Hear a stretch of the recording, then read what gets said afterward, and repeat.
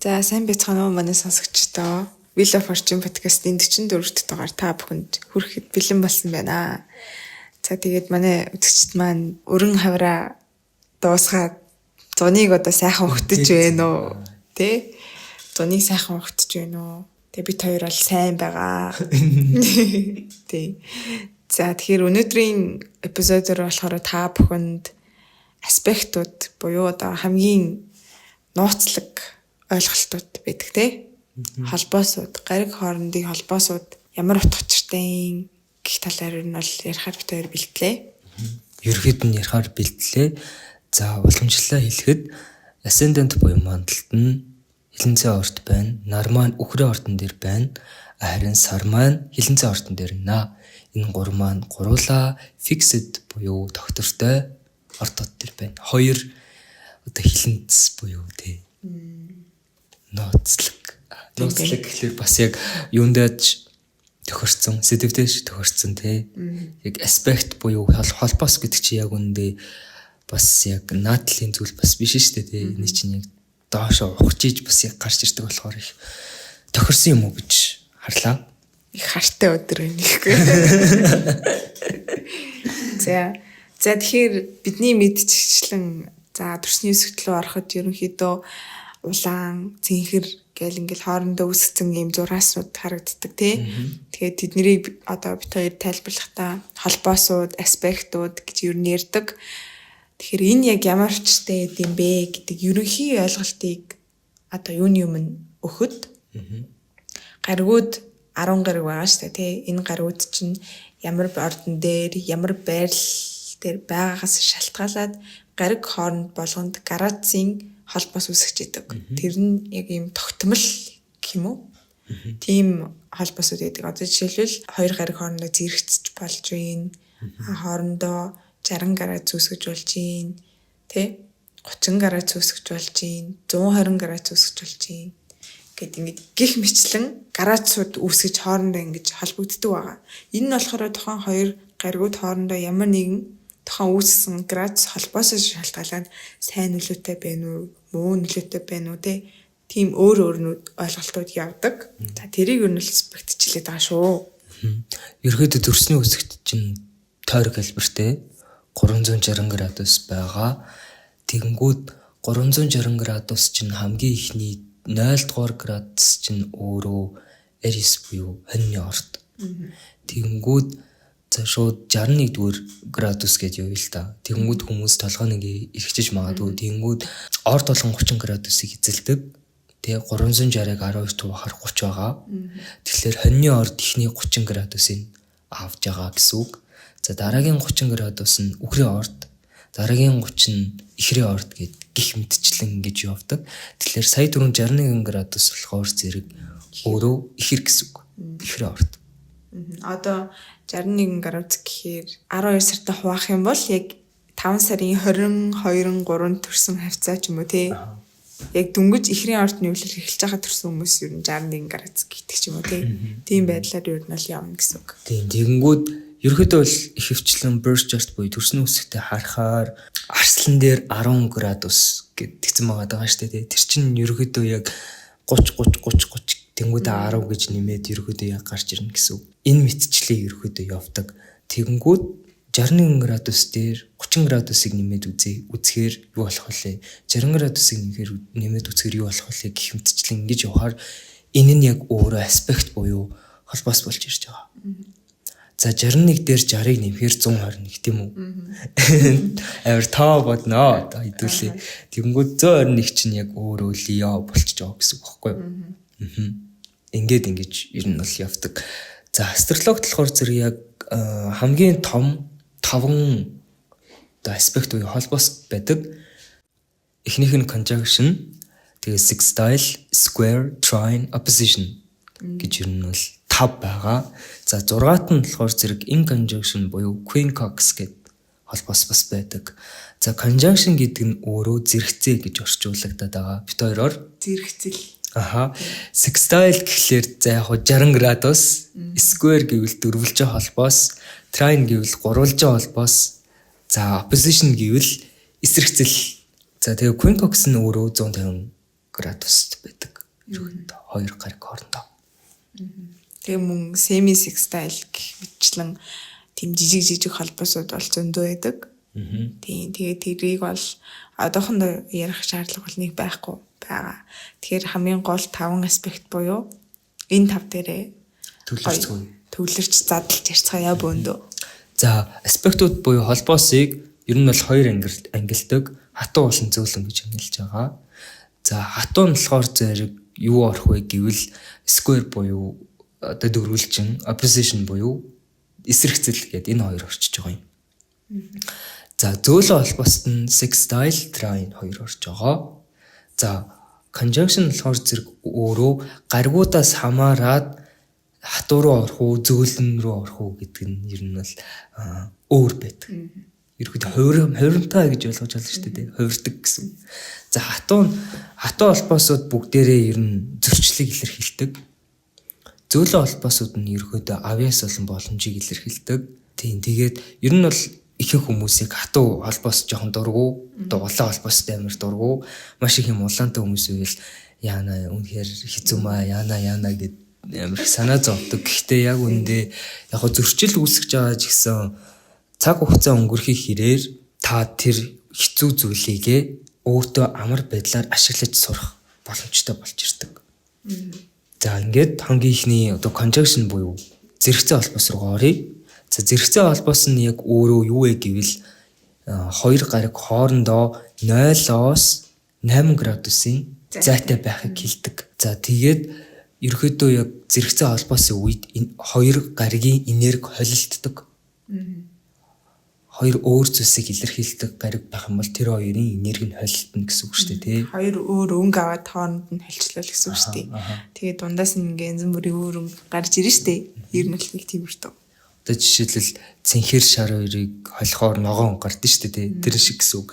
За тэгээд ер нь бол ихэнхдээ 8 градус гэж үздэг ч гэсэн гаригуудаас шалтгаалаад зэрэгцээ холбоосын зай нь өөр байдаг. Үнийг orb гэж ер нь бол ярьдаг. Orb.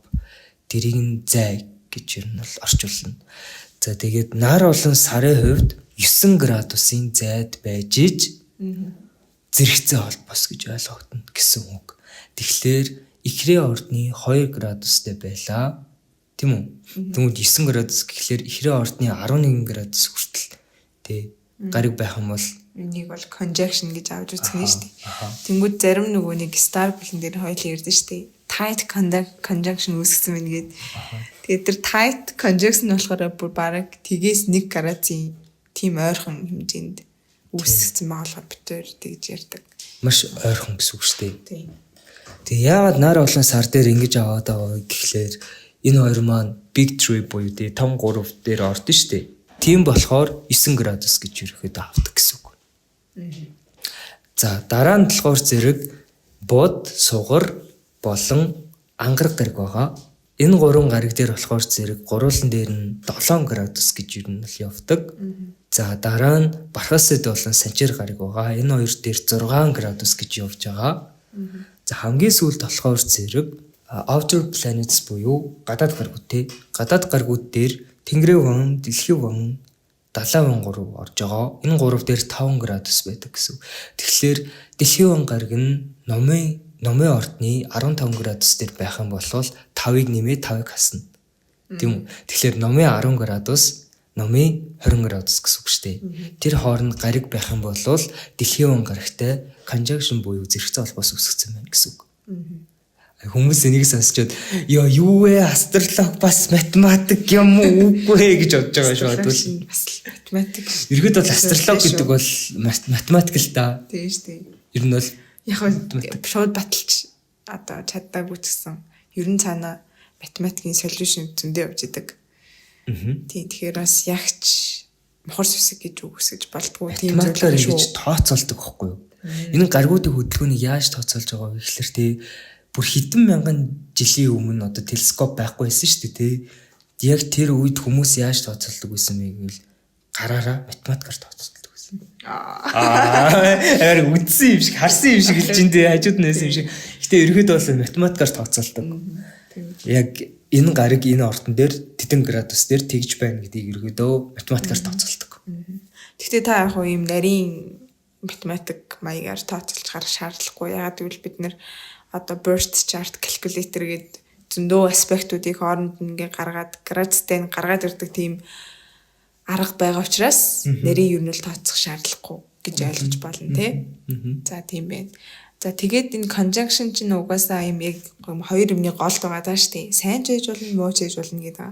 Тэнгүүд ямар тохиолдолд сайн үсгээд байгаа гингүүд ер нь бол сайн гэгдэх гаригууд хоорондоо ойрхон байвал сайн болчиход байгаа юм. Тий, одоо сугар болон мархасд хоёр хоорондоо ойрхон байвал сайн болчихно. Тэнгүүд conjunction-ы одоо зэрэгцээ үүсгэсний маш давуу тал нь илүү их илэрч гарч ирнэ гэсэн үг. Тэнгүүд одоо жоохон хүнд аспект буюу хүнд conjunction тохиох юм нь бол за Плуто, Меркурий хоёр ч юм уу тий. Тэгээд бас ерөөдөө санчир гэдэг ч юм уу нөгөө malefic буюу жоохон хүнд гаригууд гэж байдаг шүү дээ. Тэр гаригуудад болохоор зэрэг юу ордог вэ гэвэл outer planets буюу яг гадаад гаригууд бүгдээр орчдөг. Тэнгүүдээ дахиад Марс буюу ангараг тэгээд санчир энэ тав орж байгаа. Тэнгүүд сайн одоо зүйлийг илэрхийлдэг буюу benefic planets гэж байгаа. Тэр нь өөрөө сугар бархас байд. Тэгээд яг нар бас яг ордог. Тэгээ яг natural буюу яг төвийг сахисан гаригуудад ерөөдөө бод болон сар хоёр ороод идэг. Тийм би тэгж ер нь санаж байна. Гэтэ ерөөдөө 5 эсрэг 5 л гэсэн үг. Хоорондоо талцсан гэсэн. За тэгээд хоёр өөр зүйлийг илэрхийлдэг гариг яг нэг дор байх юм бол жоохон хэцүү болж ирнэ шүү дээ тий. Одоо зүгээр Трамп болон Путин хоёр ингээд яг нэг зэрэгцээ суудлаа гэж бодъё. Тийм байх юм бол яг яах вэ? Тэр ч одоо хэцүү шүү дээ. Нэг нь шал өөр юм яриа л тий. Нөгөө талаас нь бас шал өөр юм яриа л хоорондоо нэлийн цогцох гэж удна тий. Нэг нэгэндээ буулт хийх шаардлагатай ч гэдэг юм уу тий. Яхад шал өөр хэлээр ирдэг хичээлгүй тий. Нэг нь орсоор нэг нь англиар ирэл. Тийм болохоор одоо энэ жишээн дээр авч үзэх юм бол за сугар болон санчир нэрч шал өөр зүйлийг илэрхийлж штэ. Трамп болон Путин шиг. Алин минус ингэ. Алин сугар юм. За Трамп лав сугар бас биш ээ. За энэ хоёулаа сугар биш. За тэгэнгүүт сугар чи өөрөө хайр дурлал, санчир чи яг өөрөө хүйтэн хүндий гараг. Энэ хоёр яг зэрэгцээ байж юм бол санчир гараг, сугар гарагийг хөлдөөнө гэсэн үг шүү дээ. Хүйтнэр ингээ хөлдөөгөөд зарцаагаад тий. Тий халуун дулаан байдлыг алга болгочлоо гэсэн үг шүү дээ. Тий. Тэнгүүд эн чинь ингээ birth chart-нд ийм аспекттай хүн ороод ирэнгүүт энэ хүн хайрлах тал дээр нэлийн хэцүү болж байгаа байхгүй юу? Хайраа ингээд сугар гарч амар илэрхий ингээд гоё юм хайрлалт дурлах байтал санжир гараг хажууд нь зэрэгцээд ингээд хараа сууцж байгаа шүү дээ. Чи яаж хайраа илэрхийлэх нь харъя тэрэг чинь гэж байгаа юм шиг. Тэнгүүд нөгөө нь ингээд нэг юм хязгаарлалт нэг юм хараат байгаа юм шиг санагдаад тэгээ ерөөсөө өөрөө ингэж илэрхийлэхэд хэцүү болно гэсэн. Ер нь амархнаар тэгж тайлбарлаж байна. Одоо зуны дэлгэр цэцэг дээр мөндөр унж ийн л гэсэн үг шүү дээ тий. Байнгын мөндөр ингээл унаал энэ гэсэн үг шүү дээ тэр чинь. Тийм болохоор бас хэцүү. Тийм хамгийн гол нь тэгж мөндөр унсаар хахад байгалийн хөвслийн аргаараа тэгэл мөндрөөс цэцэгч өөрөө хамгаалдаг болно л гэсэн үг шүү дээ. Тэгэхээр ер нь бол хүнд аспектуудыг ер нь цаг хугацаа мэдээж амар шаардна. Хамгийн гол нь өөрөө тэрийг зохицуулж хэм хэмжээг нь тааруулах талаар өөрийгөө ойлгох юм уу тийм талаар сурах хэрэгтэй л байдаг гэсэн үг. За сайн гаригууд хоорондоо зэрэгцээ суучлаа гэж бодъё л доо. За Трамп болон за Английн эхнэр нь Трампын эхнэр болчих. За Трамп болон Трампын эхнэр хоорондоо тэр ихтэй нэг хэр зөгцдөггүй тий. За яг хуу. Гэтэ ямар ч гэсэн хоёул англи л тий. Сайн ингээд ярилцаж чадна. Тэгэхээр тийм байх юм бол энэ хоёр ч хоорондоо ингээд юм яриад ингээд зөгцөвч штэ. Энийг гариг дээр жишээ авах юм бол сугар болон бод дээр жишээ авъя. За бод гарагч яг өөрөө natural гэдгийгсэн шүү дээ. Төвөсгсөн. Тэгэнгүүт бод гарагч яг өөрөө ямар гарагтай хамт байгаагаас шалтгаалаад сайн байх уу муу байх уу гэдгийг шийдэгдэнэ гэсэн үг шүү дээ. Тэгэхээр бод гараг санчир гарагтай байх юм бол муу хүнд холбоос болчихно гэсэн. Айгу хэцүү нөөсөн дээ. Хэцүү дээ. Нүг буруу замаар явах уу зөв замаар явах уу гэдэг бод шийдэгдчихэж байгаа байхгүй тий. Муухай тий за санчрын нэг буруу гэсэн дэж битээ зүгээр нүг сарыг дагавал Санийг дагуу сарныг гэрэл гэдэг юм. тийм мууг дагавал могоор л гэж зүгээр зөөрлүүлчихтэй. Тийм. Бусдаар яг гаргуудыг тийм муу гэсэндээ тэгээгүй шүү. За тэгээд бод суур хоёр байх юм бол тэр хүн үнэхээр одоо сайхан хоолойтой байдаг ч юм уу тий. Тэрийг илэрхийлж байгаа. Яа Үгийн сайхан үгийн баялаг ихтэй. илэрхийлэнчтэй. Сайхан үг хэлдэг. Ном зохиол бичдэг ч юм уу тий. Ер нь бол авьяас болоод ирчихэж байгаа гэсэн. Ундрагал гэсэн үг шүү дээ. За тэгж байна. За тэгээд одоо нарны үед ярий. Нар болохоор зэрэг яг өөрөө маш халуун штэ тийм үү. Тийм болохоор нартай 5 градусын зайтай байх юм бол тэрийг комбаст буюу шатаан гэж ер нь л ярьдаг. Гаригууд нарнаас 5 градусын ихтэй болон багтай байх юм бол одоо тэр гарыг шатчихна гэсэн үг. Одоо ингээд физикли бодоод үзэнгүүт нар чинь мэдээж маш их том цөм байгаа шүү дээ. Халуун нар ингэж галж чаддаг. Тэнгүүд тэр нь нартай чинь хэр их бусад гарууд ойртох тусам мэдээж юм малифик болно шүү дээ. Жохоо юм хор хөнөөлтэй. Тэр гарууд нь ингээд тэр халуунд ингээд төсвөрлөх хэцүү болно шүү дээ. Тэгэхээр айгуу сонирн бааж хэсэг сайн гаригуд байсан ч гэсэн нартай хэт ойртоод ирэнгүүт муу нөлөө болчихж байгаа байхгүй тий. Тэнгүүд комбаст буюу шатаан гэсэн үг.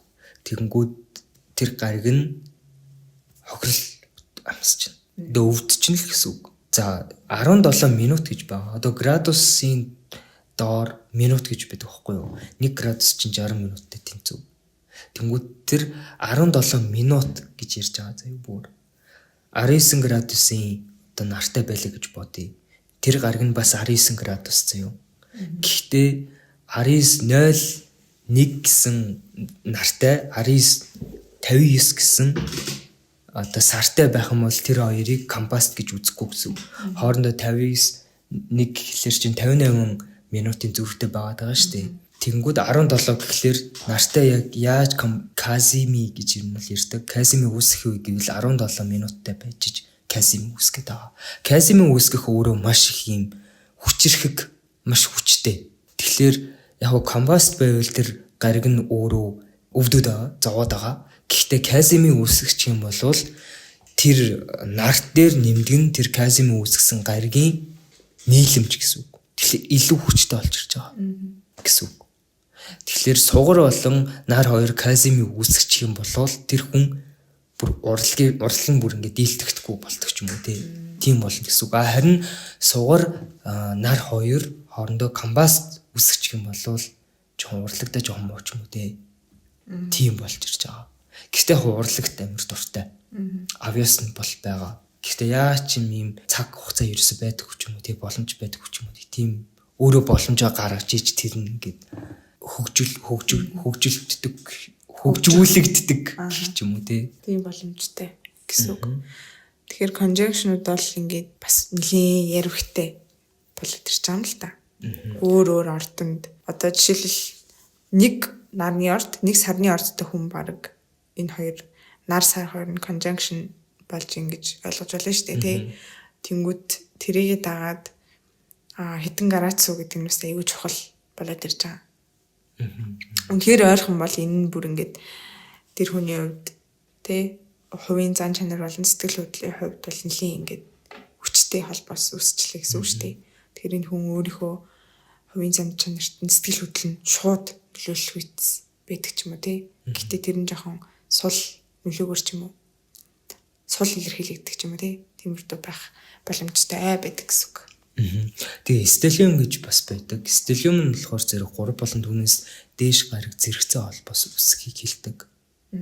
Тэгээд бас энэ conjunction чинь бас юм юутай жоохон төвхтэй. Одоо нэг ордны хамгийн сүүлийн градус, нэг ордны хамгийн ихний градус гэж байлаа л тээ. Зэрэгцээ хоёр ордны.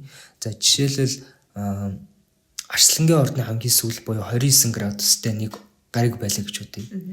Тэгэнгүүт охины ордны хамгийн ихний буюу 1 градустай нэг гариг бас байлаа гэж бодъё.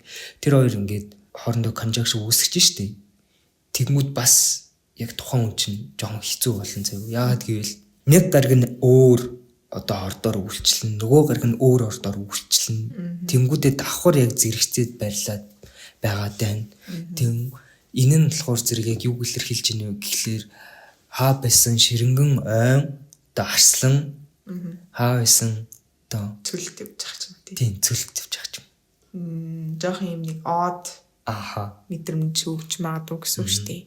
Тэгэхээр бас ингээ ярихтай болж байгаа юм л да. За тийм байна. За conjunction-гийн хувьд бол тийм байна. Тэгээд зарим хүмүүс чинь шууд наран сартаа conjunction тэгээд тий одоо жишээл нар сар бууд гуруула нэг ордон дээр байвал гуруула ингээ conjunction үүсгэж юм уу тий. Тиймэрхүү байралтай хүмүүс бас байна. Өөр ямар нэгэн тий одоо та бүхэн Astroseek руу ороод бүр чатайгээд оруулах юм бол гаригуудын зэрэгцээ болон тэг хүснэгтээс бол нэлийн өөрийнхөө аспектуудыг харж болно. Тийм.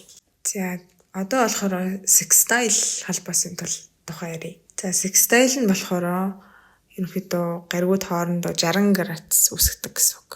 За энэ нь бол ерөнхийдөө астрологийн хамгийн сайн аспектуудын нэг. Сайн нөлөөтэй аспектуудын нэг болдог гэсэн үг. Sextile үүсгэж байгаа шалтгаан гэх юм бол ерөнхийдөө хоньны орд мэдээ жишээ явъя. Тэгээ хоньны орд чинь байлаа. Тэнгүүд хоньны ордтой дараагийн зохицох хамгийн боломжтой сайн орд нь гэх юм бол мэдээж ихэр байгаа. Яагаад гэвэл хонь чинь өөрөө гаалын нэрхтэй орд. Харин ихэр нь болохоор агаарын нэрхтэй орд гэж байгаа. Тэгэхээр мэдээж галыг хамгийн ихэр өдөөдөг зүйл бол өөрөө агаар хүчил төрөж идэг. Тэгэхээр энэ хоёр гал агаар хоёр нэгддгийн сайн шалтгаан нь өөрөө sextile гэдэг маш сайн холбоос үүсгэж өгдөг гэсэн үг. Нэг нэгэндээ ингэж нөлөөлөх үз амар сайн нөлөөг үзүүлдэг. Нэг нэгэнгүүгээр байж чадахгүй гэдэг ч юм уу тий. Тиймэрхүү холбоос дээр одоо утга учирн дээр нөлөөлдөг гэсэн үг. 60 градусын нэмэх болон хасах гэсэн үг шүү дээ тий. Тэгэхээр хумах болон ихэр хоёр хонтой sextile үүсгэх гэсэн. Тэгэхээр энэ хүмүүс хоорондоо яагаад сайн зохицоод идэм бэ гэдэг шалтгаан ус ойлгомжтой хоорондоо ерөнхийдөө sextile үүсгэж гэсэн үг. За тэнгууд энэ одоо нэг orb гэдэг юм ярьж байгаа шүү дээ тий.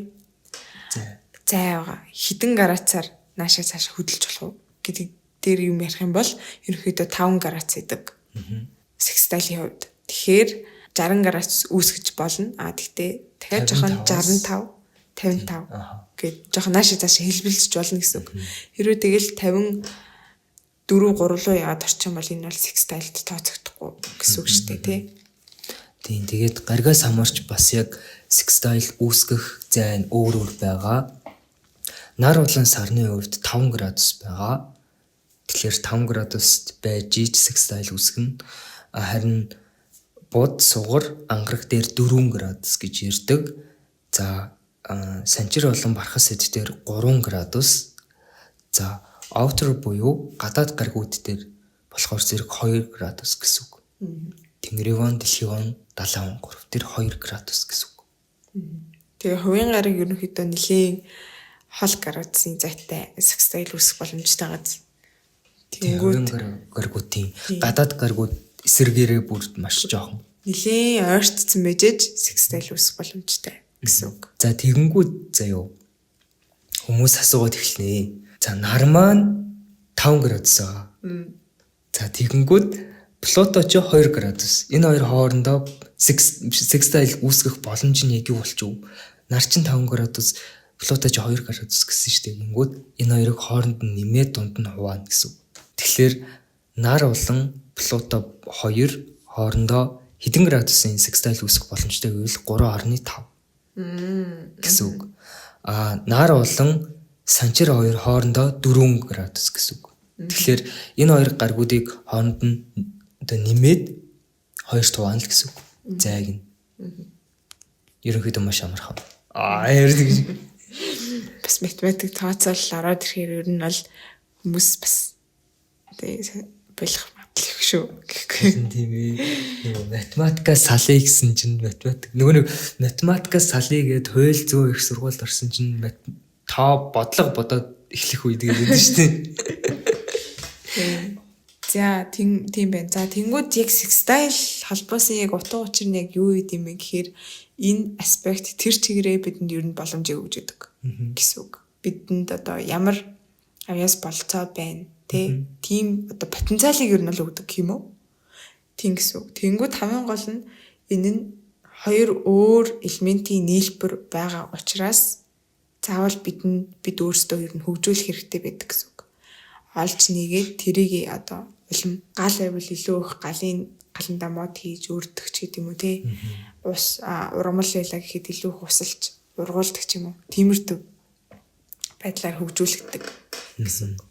Тэгээ Sextile-ыг Trine-аас илүү сайн гэж ер нь бол явдаг. Яг авьяасыг бас илэрхийлдэг л дээ. Гэхдээ яг Sextile нь өөрөө жоохон хүчин чармайлт шаардж идэвчдэг.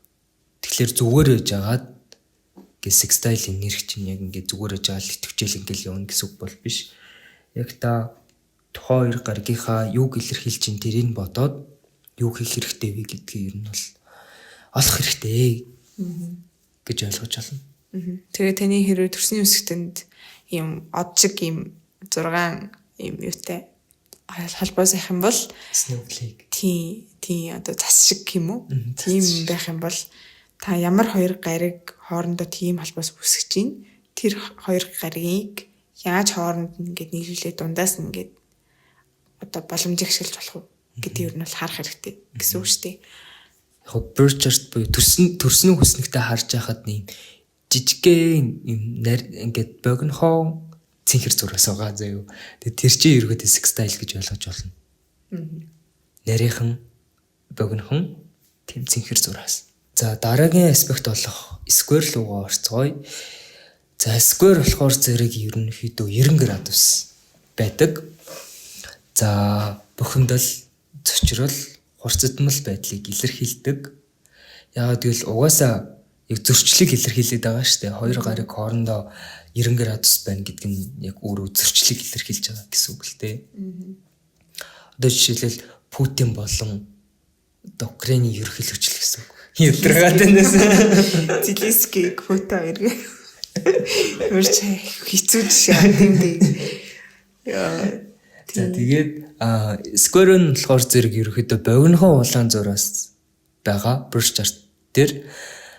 За тэгээд гариг болгон дээр ерөөхдөө хэдэн градусын зайтай байх нь өөр байдаг. За нар болон сар дээр 6 градус байгаа. Тэгэхээр 84-өөс 96 гэсэн үг. 90 дээрээ 6-ыг нэмээ 6 гэсэн чинь. За бод сугар ангараг дээр 5 градус. Тэгээд санжир болон бархас бод дээр 4 градус. Гадаад гаригууд дээр 3 градус гэсэн үг. Тэгэхээр бас их сая хэлсэнчлэн дэлхийн он болон нар дээр яаж square-тэй ингээд үүсэх юм бэ? Гэвэл 6 дээр 3-ыг нэмээд 9, 9-ийг 2-оор 4.5 гэсэн. Тэгэхээр тэр хоёр хоорондоо 4.5-ын зайтай байж иж square үүсгэнэ гэж ойлгож байна. За square нь яг өөрөө яг улаан юм байгаа. Тэгэхээр улаан юм яхаар хүмүүс яг ихэвчлэн айгаад ирдэг. Гэхдээ яг үндэ square нь өөрөө урам зориг өгдөг хүмүүст ажиллах эрч хүч, урам зоригийг бол өгдөг. Тэгээд маш их хүчин чармайлт ерөөдөө шаарддаг. Хүчин чармайлт шаардж ийж яг тухайн хүн өөрийнхөө тэр хоёр гаригийн ив нэгдлэг олох боломжтой гэсэн үг. Тэгээд ийм улаан холбоос буюу square баг байх юм бол тухайн хүн залах болдог. Одоо ямар нэгэн юм руу хүчин чармайлт гаргаж тэмцэх юм байхгүй гэсэн үг шүү дээ.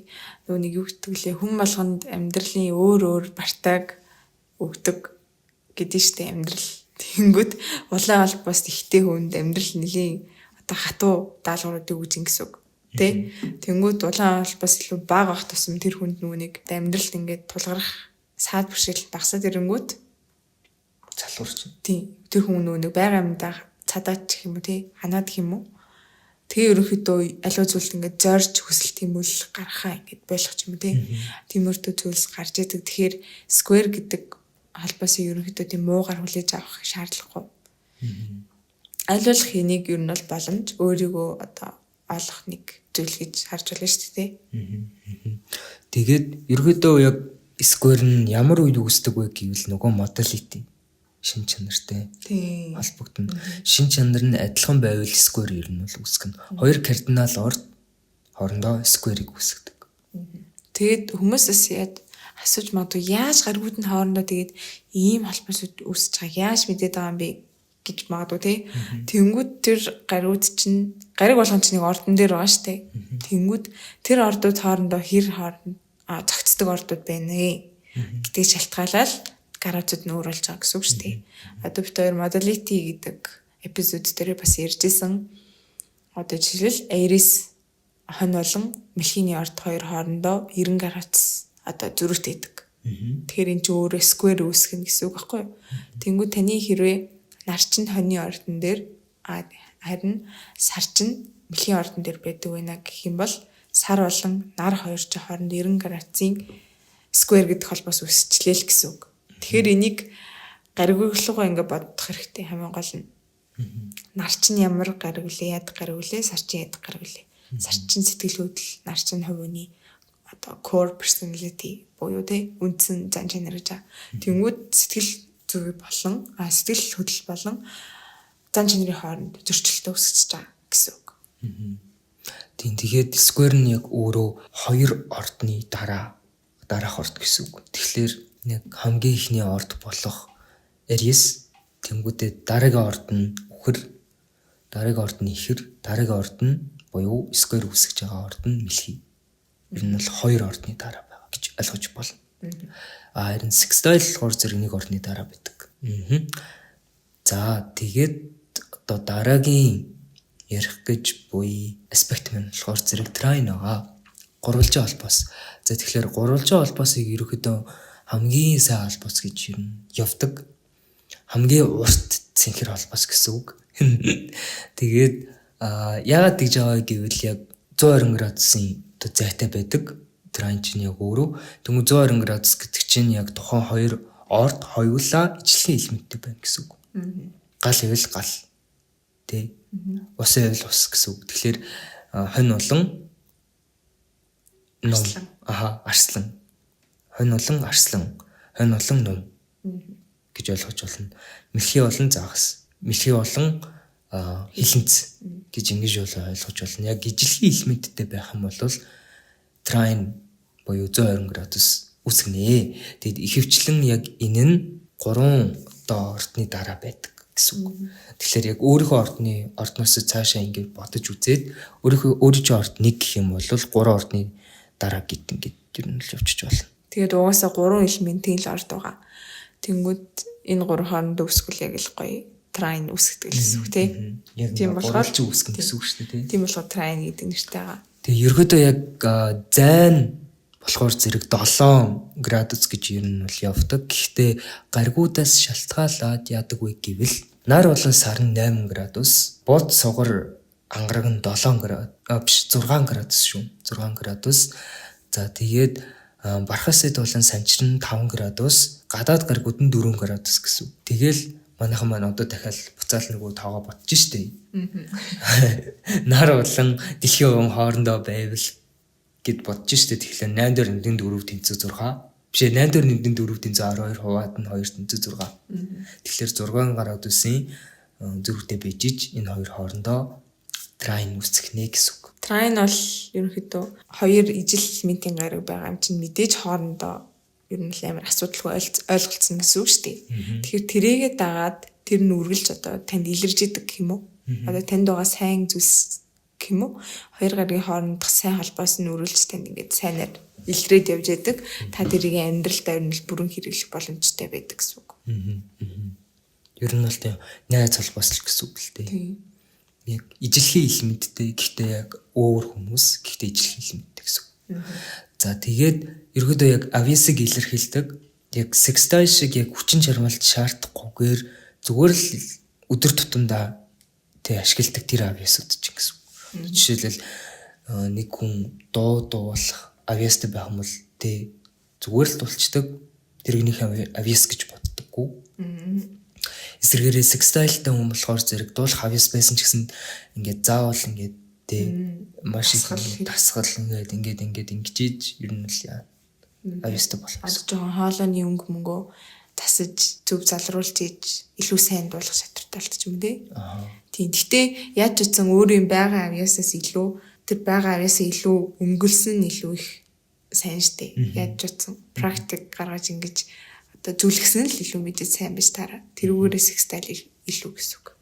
Гэхдээ ямар ч ингэж амар гайхалтай юмд хүрэхэд хичээл зүтгэл хэрэгтэй болдог гэдгийг л харуулдаг байгаа шүү дээ. Трайн байж байгаад өнгөлжүүл бүр амар юм шүү дээ. За одоо жишээлбэл яг хоёр дайсан одоо гариг байлаа гэж бодъё л доо. Нар болон санжир хоёр хоорондоо трайн үсгчлээ гэж бодъё. Тэнгүүд нар чи яг өөрөө халуун дулаан, санжир чи яг өөрөө хүйтэн хүндий. Тэгэхээр энэ хоёр чи шал эсрэг штэ тий. Тэнгүүд трайн үсгчлээ. Найзрахах холбоос үсгчлээ. Тэгэхээр тэр хүмүүс чинь чи юу вэ гэд байхгүй гэсэн үг штэ. Би биэндээ хамаг сайнаа өгнө гэсэн үг. Тэгэхээр нар чи яг чамайг үрж илэрхийлнэ. Санчир яг хариуцлага илэрхийлнэ. Тэгэхээр өөрөө чинь маш их юм хариуцлагатай болгож өгч юм гэсэн үг. Ингэж ер нь бол ойлгодог. Тэгээд сайн гаригууд хоорондоо тий гэ холбоос үсгэлээ гэж үдэл тэ трайн үсгчлээ. Тэгвэл одоо жишээлбэл сугар болон бархас эд хоёр трайн үсгчлээ. Тэгэх юм бол маш их юм ёс зүйтэй хүн байдаг ч юм тий. Авьяаслаг хүн байдаг ч юм уу. Амар ухаантай гих мэтчлээ ингэж ер нь бол явдаг. Тэгэхээр трайн ерөөд бол сайн. Гэхдээ трайн ихтэй байх юм бол залхуу болт шүү. Тийм болохоор жоохон хөдөлмөрлөөр айр тэгж. За одоо хамгийн сүүлийн яригдах аспект маань болохоор зэрэг opposition буюу эсрэгцэл байгаа. За opposition-ны хувьд бол мэдээж ойлгомжтой. Хоёр гариг хоорондоо ер нь л яг эсрэг харж ин гэсэн үг шүү дээ. Өөдөөдөөсөө 180 градусын холбоосоор харж ин гэсэн үг.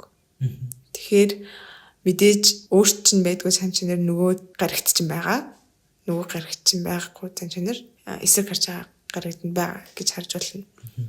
Тэнгүүд ийм opposition гэдэг ийм эсрэгцэл ихтэй бурж чарттай хүмүүсийн хувьд ярих юм бол илүү юмыг олон талаас нь харах. Өөр перспективээс харах чадвартай байдаг. Яагаад гэвэл эн чинь эсрэгцэл гэхээр нь аль альных одоо гаргийнхын чин чанар байгаад байгаа байхгүй өөрт нь ерөнхийдөө. Тэгтээ тэр хоёр хоорондоо эвцэлдэж чадахгүй гэсэн үг. Хоорондоо ерөөсөө хамтарч ажиллаж чадахгүй гэсэн үг байхгүй. Тийм учраас энэ хоёр гаригийн ерөнхийдөө тэнцвэрийг олж сурах нь аягүй чухал байдаг. Энэ opposition-ийн хувьд энэ opposition холбоосын хувьд ер нь бол сайн дипломат гэж ер нь л явж болно. Яг ингээд төвийг сахисан ч гэдэг юм уу те. Стратеги сэтгэлгээтэй. Тийм. Ерөнхийдөө. Тийм болохоор яг дотоод тэнцвэрээ олох хэрэгтэй. Ер нь яг opposition ихтэй хүмүүс стратеги зүйлсэд маш их сайн. Стратеги тоглоом гэдэг ч юм уу те. Strategical thinking. Эсвэл нөгөө нэг ерөнхийдөө улс орны бодлого гэдэг ч юм уу те. Байгууллага стратегиэр явна штэ. Тэгэхээр opposition ихтэй хүмүүс бол мэдээж олон талаас нь харж чаддаг учраас энэ тал дээр нэлээ сайн удирдах авьяастай байж магадгүй. Гэхдээ нэг гаргийнхаа шинжийг давуу ашиглахаас тий нөгөөгөөс илүү давуу ашиглахаас юм бол санаа зовх хэрэгтэй. Тэгээд бас яг хэлсэнчлэн гаригуудаас хамаарч зайн өөр болдог. За нар болон сар дээр 9 градусын зайтай нэмэх хасах. За буд сугар ангараг дээр 7 градус. За бархас эд болон санчир дээр 6 градус. Гадаад гаригууд дээр 5 градус байх нэ. Тэгээд хоорондын холбоосоо математикаар бодоод үзээрэй. Ярьдаг. Хинч юу лээ. Хүн болгон математикч болох албагүй. Хүн болгон аав гэж болно гэдэг шиг. Түүнхээр өөрийгөө таньж мэдгийг бол бодгоос өөр аргалах. Бодгоос өөр аргалах да. За тэгээд энэ таваас гадна бас нэг одоо жижигхэн гэх юм уу? Бас нэг холбоос байдаг. Тэр нь болохоор зэрэг in conjunction буюу quincux гэж холбоос байгаа. Энэ холбоос нь 150 градусын зайтай байдаг.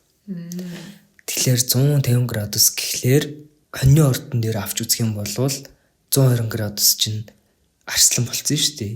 Тэнгүүд 150 гингүүд охин. Тэнгүүд 150-ыг хасчихаар хилэнц. Тэгэхээр хоньны ордны хувьд 2 150-тай орд байгаа гэсэн үг. Тэр нь охин болоо бөгөөд хилэнц. Тэнгүүд 150 градустай 2 орд 2 гариг нь яад юм бэ гэвэл би бинийг ойлголцож чадахгүй гэсэн үг. Ямар ч тийм одоо харилцаа холбоо үүсэхгүй байж тээ тий. Square ч үүсэхгүй, triangle ч үүсэхгүй, sextile ч үүсэхгүй, opposition ч үүсэхгүй, conjunction ч үүсэхгүй гэсэн үг. Тэгэнгүүт энэ хоёр чинь хоорондоо нэг нийтдэг зүйл ерөөс байхгүй гэсэн үг шүү дээ. За одоо жишээлбэл ингээ ярих юм бол sextile яг өөрөө бие бинийгээ ингэж хамтарч тусалдаг одоо элементээс бүрдсэн байдаг. Хоньны хувьд тэр нь агаарын орд байдаг. 2 агаар буюу ихэр болон хумах. За дараагийнх руу ингээ явахаар square-нууд нь өөрсдөө бүгдээрээ ижилхэн одоо modality буюу шин чанартай. За дараагийнх нь trine чинь өөрөө ижилхэн элементтэй. Opposition өөрөө бас яг ижилхэн modalityтэй.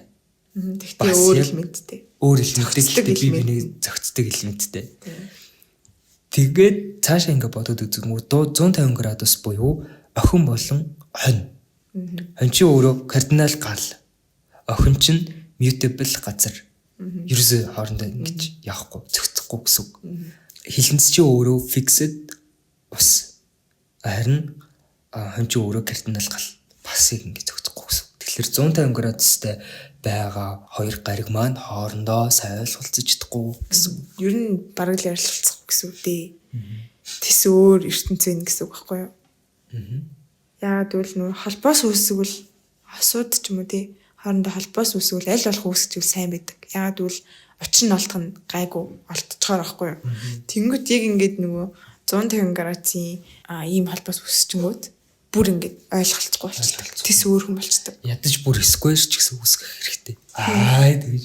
Гэтэ яг бас semi sextile гэж байгаа. Semi sextile нь яг хоньны ордны дараагийн болон өмнөх ордны гэсэн үг. Тэгэхээр яг үхэр болон загас энэ хоёр ч хоёулаа бас яг сайн зохицохгүй гэсэн үг шүү дээ. Тэгэхээр ийм бас байдаг. Тийм. Ер нь бол тийм байгаа. За тэгээд аспектуудын хувьд бол ерөнхийдөө ийм байна. Тэ? Аль болох бит хоёр ойлгомжтой байдлаар л тайлбарлах хичээлээ. Математик бодууллаа. Өөртөө ч мат бодлоо. Тэглээ. За тэгээд энэ хүртэл сонссон сонсогчдод маш их баярлалаа. Тэгээд дараагийн подкастаар уулзцгаая. Тэгээд аль болох spicy буюу тэ амттай тиймэрхүү дугааруудыг өрхийг хичээж гин. Тэгээд ямар ч үс эхлээд аспектаар эхний spicy дугаар гэсэн. За тэгээд энэ хүртэл сонссон маш их баярлалаа. Тэгээд дараагийн дугаараар амттай байцгаая. Баярлалаа. Баяртай.